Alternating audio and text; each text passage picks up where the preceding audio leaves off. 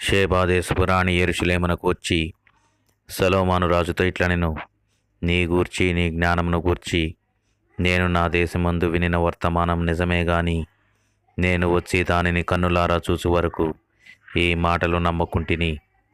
నీ అధిక జ్ఞానము గూర్చి సగమైనను నాకు తెలుపబడలేదు. నేను నిన్ను గూర్చి వినిన దానికంటే నీ కీర్తి ఎంతగానో హెచ్చుగా ఉన్నదని చెప్పెను. ఇంతకీ సేబాదేశపు రాణి విస్మయానికి గురిచేసిన అంశాలేంటి?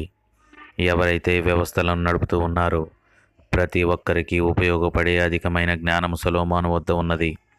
సొలొమోను కలిగిన జ్ఞానం అతడు కట్టిన నగరు, అతని బల్ల మీద ఉన్న భోజన పదార్థాలు, అతని సేవకులు కూర్చునే విధానం, అతని పనివారు కనిపెట్టుకొని ఉండుట, పనివారి యొక్క వస్త్రధారణ, గిన్నెలు అందించు వారి యొక్క వస్త్రధారణ, వారి చురుకుదనం,